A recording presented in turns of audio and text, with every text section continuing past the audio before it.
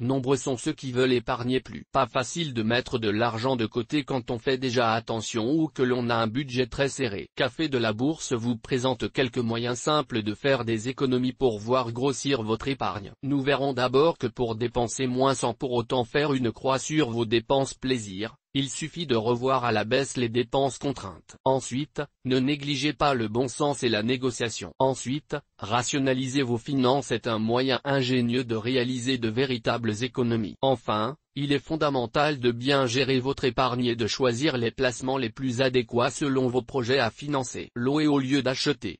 Vous êtes peut-être tout excité à l'idée de faire des travaux dans la maison, mais ne laissez pas votre bon sens s'envoler. Au lieu de foncer chez Castorama acheter ce super marteau-piqueur, louez-en un. Réfléchissez avant de dépenser votre argent en objets coûteux que vous n'utiliserez qu'une fois tous les mois ou tous les ans. De nombreux sites de prêt de matériel entre particuliers ont vu le jour ces dernières années. Servez-vous-en. Vous pourrez faire des économies substantielles. Achetez au lieu de louer. Mais, vous venez de dire que, continuez à lire, vous allez comprendre. Ne vous ruinez pas en location pour des produits que vous utilisez régulièrement et que vous garderez longtemps. En résumé, si c'est cher et ponctuel, louez. Si vous utilisez régulièrement un produit qui a une longue durée de vie, achetez-le. Mangez vos provisions. Saviez-vous que les Français jettent chaque année 10 millions de tonnes de nourriture, soit 150 kg par habitant? Et cette nourriture, ils l'ont bien sûr au préalable achetée. La valeur commerciale de 10 millions de tonnes de gaspillage alimentaire est estimée à 16 milliards d'euros. Suivant votre budget, cela peut représenter des centaines voire des milliers d'euros par an. Économisez vos précieux deniers en mangeant tout ce que vous achetez. Si l'idée de cuisiner pour vous paraît insurmontable, optez au moins pour l'option à emporter au lieu de dîner sur place. Vous économiserez sur les pourboires, le vin et le dessert. Mais vous pouvez aussi transformer cette corvée en plaisir. Organisez des concours de cuisine avec votre conjoint ou vos enfants. Relevez le défi de cuisiner les restes. Faites parler votre bonne conscience, moins gaspiller et cuisiner plus de plats faits maison, c'est mieux pour la planète et pour votre santé. Soyez organisé. Lorsque par exemple vous louez des livres à la bibliothèque, ou des vidéos, inscrivez-le soigneusement sur un calendrier et économisez sur les pénalités de retard. Perdez vos mauvaises habitudes. Fumer, trop manger, trop boire. Ce sont de mauvaises habitudes qui coûtent cher à bannir. Ce sera douloureux, mais bigrement efficace. D'autant que le paquet de cigarettes ne cesse d'augmenter plus 150% sur 10 ans. L'alcool, très fortement taxé, peut aussi s'avérer une part importante de votre budget. Réduire sa consommation est bénéfique pour la santé comme pour le porte-monnaie. Osez négocier.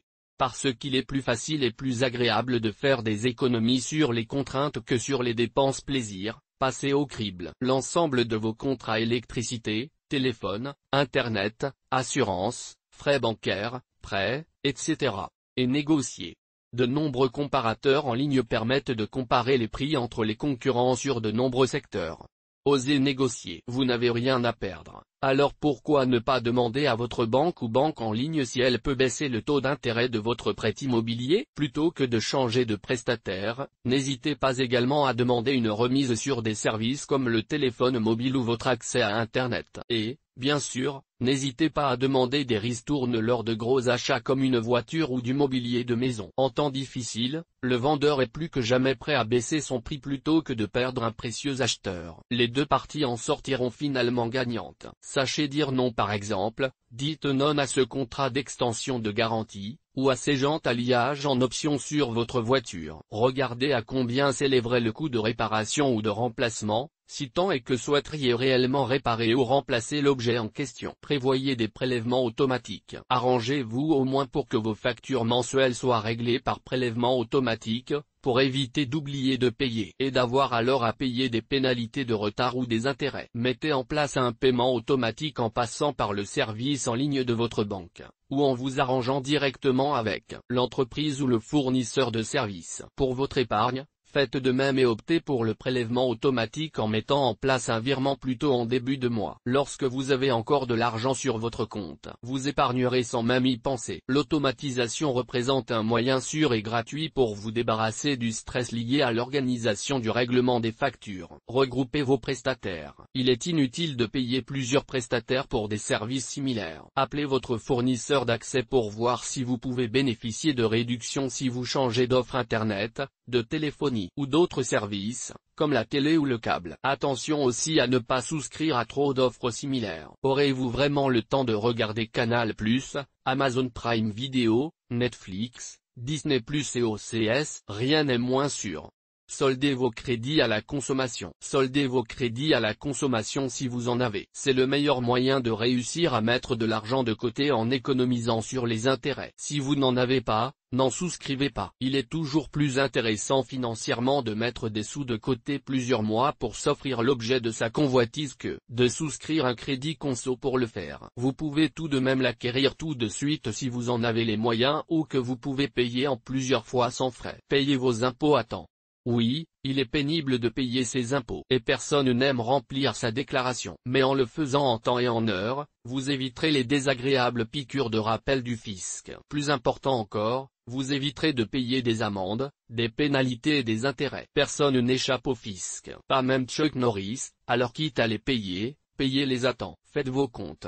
Cela peut prendre du temps mais c'est une chose que vous devriez faire. Ça vous évitera de vous retrouver à découvert et de devoir payer des agios exorbitants. C'est aussi le plus sûr moyen de vérifier que vous respectez bien votre budget. Fixez-vous un objectif chiffré à atteindre tous les mois. Réduire ses dépenses et respecter son budget est nécessaire pour épargner efficacement, mais pas suffisant. La gestion de l'épargne est le second volet à prendre en compte et cela passe d'abord par le fait de se fixer des buts précis. Si vous restez trop dans le vague épargnez plus, vous n'atteindrez pas l'objectif. Fixez un chiffre, réaliste. Et n'en démordez pas.